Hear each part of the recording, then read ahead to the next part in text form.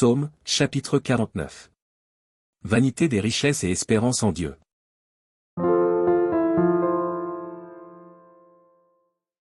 Au chef des chantres. Des fils de Corée. Psaume. Écoutez ceci, vous tous, peuple, prêtez l'oreille, vous tous, habitants du monde. Petits et grands, riches et pauvres.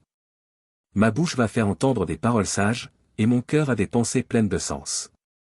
Je prête l'oreille aux sentences qui me sont inspirées, j'ouvre mon chant au son de la harpe.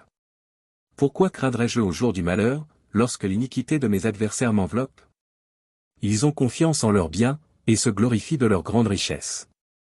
Ils ne peuvent se racheter l'un l'autre, ni donner à Dieu le prix du rachat. Le rachat de leur âme est cher, et n'aura jamais lieu. Ils ne vivront pas toujours, ils n'éviteront pas la vue de la fosse.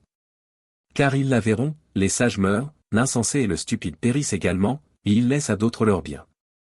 Ils s'imaginent que leurs maisons seront éternelles, que leurs demeures subsisteront d'âge en âge, eux dont les noms sont honorés sur la terre.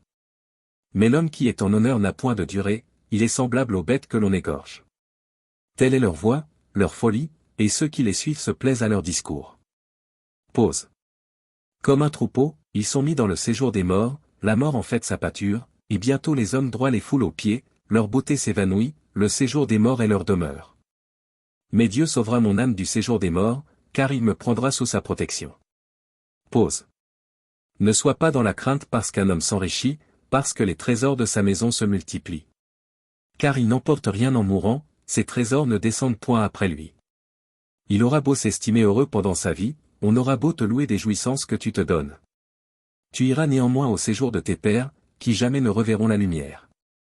L'homme qui est en honneur, et qui n'a pas d'intelligence, est semblable aux bêtes que l'on égorge.